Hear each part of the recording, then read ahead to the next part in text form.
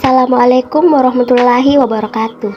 Perkenalkan, nama saya Rusni Edi, NPM 091058022160, Prodi Pendidikan Bahasa Indonesia semester 2. Pada kesempatan kali ini saya akan membahas tentang faktor penyebab korupsi. Ada dua faktor penyebab korupsi. Yang pertama, faktor internal. Faktor internal merupakan penyebab korupsi yang datang dari diri sendiri. Yang kedua, faktor eksternal. Faktor penyebab terjadinya korupsi karena sebab-sebab dari luar. Beberapa pendapat faktor penyebab korupsi. Ketika perilaku materialistik dan konsumtif masyarakat serta sistem politik yang masih mendewakan materi, maka dapat memaksa terjadinya permainan uang dan korupsi. Menurut Ansari Yamamah tahun 2009, korupsi akan terus berlangsung selama masih terdapat kesalahan tentang cara memandang kekayaan. Semakin banyak orang salah dalam memandang kekayaan, semakin besar pula kemungkinan orang melakukan kesalahan dalam mengakses kekayaan. Ada beberapa pendapat yang mengarah pada faktor internal. Yang pertama, menurut Isa Wahyudi, 1. Sifat tamak manusia. 2. Moral yang kurang kuat menghadapi godaan. 3. Gaya hidup konsumtif. Dan 4.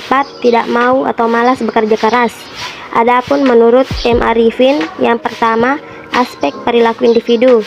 Kedua, aspek organisasi. Dan terakhir, aspek masyarakat terhadap individu dan organisasi berada. Pendapat yang mengarah pada faktor eksternal menurut Eri Riana Harja Pamekas, yang pertama, kurang keteladanan dan kepemimpinan elit bangsa.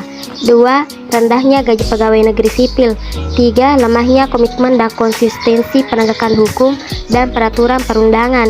4. Rendahnya integrasi dan profesionalisme.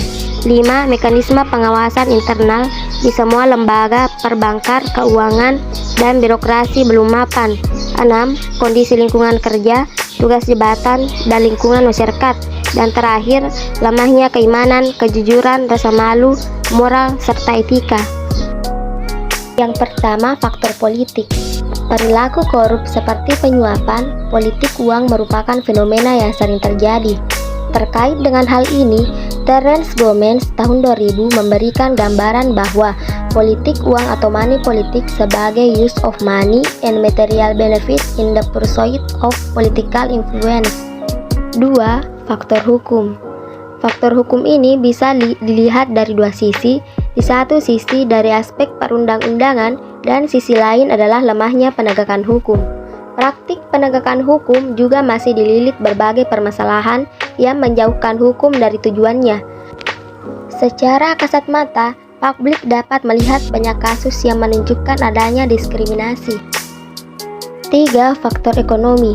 Faktor ekonomi juga merupakan penyebab terjadinya korupsi. Hal itu dapat dijelaskan dari pendapatan atau gaji yang tidak mencukupi kebutuhan. 4. Faktor organisasi. Organisasi dalam hal ini adalah organisasi dalam arti yang luas, termasuk sistem pengorganisasian lingkungan masyarakat. Organisasi yang menjadi korban korupsi atau di mana korupsi terjadi biasanya menjadi korban korupsi atau di mana korupsi tersebut biasanya memberi andil terjadinya korupsi karena membuka peluang atau kesempatan untuk terjadinya korupsi. Penyebab korupsi dalam perspektif teoritis. Kultural determinisme sering dipakai sebagai acuan ketika mempelajari penyebab terjadinya korupsi. Fiona Robertson Snape tahun 1999 menyatakan bahwa penjelasan kultural praktik korupsi di Indonesia dihubungkan dengan bukti-bukti kebiasaan-kebiasaan kuno orang Jawa. Padahal, bila diruntut, perilaku korup pada dasarnya merupakan sebuah fenomena sosiologis yang memiliki implikasi ekonomi dan politik yang terkait dengan jabaran beberapa teori. Teori perilaku korup. Yang pertama, teori means and scheme oleh Robert Merton menyatakan bahwa korupsi merupakan suatu perilaku manusia yang diakibatkan oleh tekanan sosial sehingga menyebabkan pelanggaran norma-norma. Yang kedua, teori solidaritas sosial. Teori lain yang menjabarkan terjadinya korupsi adalah teori solidaritas sosial yang dikembangkan oleh Emil Durkheim tahun 1858 sampai 1917. Yang terakhir, Gon teori. Ilustrasi Gon teori terkait dengan faktor-faktor yang menyebabkan terjadinya kecurangan atau korupsi yang meliputi greed keserakahan, opportunities atau kesempatan, needs kebutuhan, dan export atau pengungkapan. Faktor internal merupakan faktor pendorong korupsi dari dalam diri yang dapat dirinci menjadi aspek sosial. Perilaku korup dapat terjadi karena dorongan perilaku keluarga. Kaum Beauforis mengatakan bahwa lingkungan keluargalah yang secara kuat memberikan dorongan bagi orang untuk korupsi dan mengalahkan sifat baik seseorang yang sudah menjadi traits pribadinya. Lingkungan dalam hal ini malah memberikan dorongan dan bukan memberikan hukuman pada orang ketika ia menyalahgunakan kekuasaannya. Faktor eksternal pemicu perilaku korup yang disebabkan oleh faktor di luar diri pelaku. Yang pertama, aspek ekonomi. Pendapatan tidak mencukupi memanfaatkan peluang. 2. Aspek politis.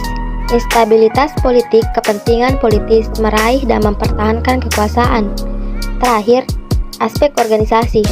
Kurang adanya sikap keteladanan pimpinan, tidak adanya kultur organisasi yang benar, kurang memadai sistem akuntabilitas yang benar.